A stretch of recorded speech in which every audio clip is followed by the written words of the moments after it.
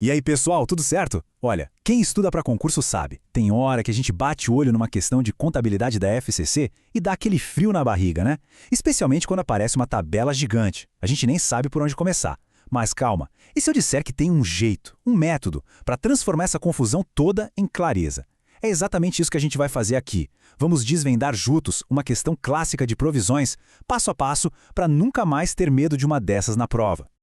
Imagina a cena. No meio da prova, o relógio correndo e, pá, aparece uma tabela dessas. Cheia de número, processo, um monte de termo técnico, o coração dispara na hora, né?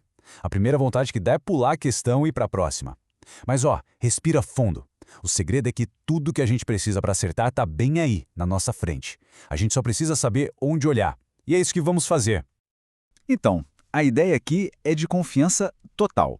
A gente não vai se perder em detalhe, não. Existe um caminho, um passo a passo lógico e bem direto para chegar na resposta certa. O nosso foco é transformar essa questão, que parece complicada, em um ponto garantido. Porque a gente sabe, né? Cada pontinho conta, e é cada um deles que aproxima a gente daquele grande sonho, ver o nome lá na lista de aprovados. E para fazer isso, a gente não vai tentar decorar 1 milhão de regras ou se perder nos detalhes de cada processo judicial. Nada disso. A gente vai usar uma estratégia. Pensa nela como um mapa da aprovação. É uma abordagem simples, mas, olha, é super poderosa. E o melhor, funciona sempre para esse tipo de questão da FCC. Com um método claro na cabeça, a ansiedade vai embora e a confiança vem com tudo. Beleza, então vamos lá. O nosso mapa, o nosso método, tem só 3 passos, bem simples. Primeiro, a gente acha o saldo inicial, ou seja, qual era o valor que a empresa já tinha guardado para isso. Segundo passo, a gente acha o saldo final. Qual é o valor que ela deveria ter guardado no final do período? E por fim, o terceiro passo, que é o mais fácil, a gente compara um com o outro para achar o impacto no resultado. É isso, inicial, final, compara. Simples, direto e sem chance de errar. Então, bora começar. Passo número 1, achar o ponto de partida, o nosso saldo inicial. Para isso, a gente vai olhar para o passado, lá para 2019. A gente precisa descobrir qual era o valor da provisão que já existia naquele ano. Pensa nisso como a foto do começo da história, sabe? É a nossa referência para entender o que mudou. E aqui, atenção máxima. Tem uma palavrinha aí na tabela que é a chave de tudo. A FCC. Nossa, como ela adora usar essa palavra, reconhecida. Isso não tá aí à toa, viu? É uma palavra-chave, é uma dica que a banca dá. Entender o que isso significa é o primeiro grande segredo para matar a questão. Mas o que significa reconhecida na prática? É bem simples, na verdade. Significa que, lá em 2019, a empresa olhou para esses processos e disse, ok, a chance de perder aqui é provável, e por causa disso, ela já registrou esse valor na contabilidade. Traduzindo, tudo que está listado ali na coluna de 2019 já faz parte do nosso saldo inicial. Não tem pegadinha, é só somar tudo. Com isso em mente, a conta fica fácil, né? A gente pega os 800 mil do processo 1, mais os 310 mil do processo 2. Somando os dois, a gente chega em R$ 1.110.000. Pronto, esse é o nosso saldo inicial, nosso ponto de partida. Guarda bem esse número que ele é super importante. Beleza, o primeiro passo está feito. Ponto de partida definido. Agora a gente avança no tempo e vai para o passo 2. Calcular o nosso destino, o saldo final, lá em 2020. A gente vai usar as informações novas da tabela, é aqui que a gente vai filtrar as coisas. E para fazer isso, a gente precisa lembrar da regra de ouro das provisões, a regra mais importante de todas. É o seguinte, uma empresa só registra uma provisão no balanço se a perda for considerada provável. Se for possível ou remota, isso vai lá para as notas explicativas, mas não mexe no resultado, não entra na conta. Essa é a regra do jogo. Tem que ter isso na ponta da língua.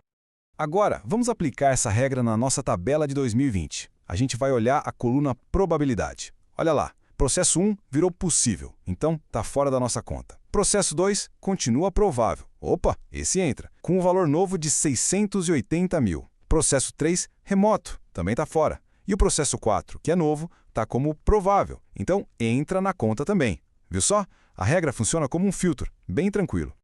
Depois de filtrar, a matemática fica moleza. A gente soma só os valores que são prováveis. 680 mil do processo 2, mais os 150 mil do processo 4. Isso dá R$ 830 mil. Esse é o nosso saldo final, o valor que deveria estar na contabilidade em 2020. Guarda esse segundo número aí. Pronto! Chegamos no último passo, o passo 3, o grande finale. A gente já tem o nosso ponto de partida e o nosso ponto de chegada. Agora é só comparar os dois para descobrir o que a questão realmente quer saber. Qual foi o impacto disso tudo no resultado da empresa? Então vamos colocar os números lado a lado para a gente ver bem. O saldo inicial era 1.110.000. O saldo final ficou em 830.000. Dá para ver claramente que o saldo diminuiu, certo? A reserva que a empresa tinha para essas dívidas ficou menor. E aí, o que isso significa na prática?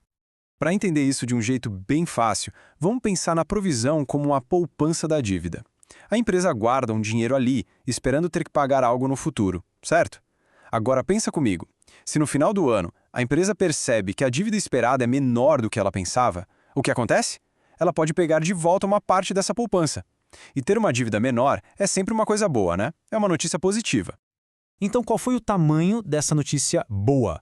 É só calcular a diferença. 1.110.000, que era o saldo inicial, menos 830.000, que é o saldo final. A diferença dá exatamente R$280.000. Esse foi o valor que sobrou na nossa poupança da dívida. E agora, a conclusão final.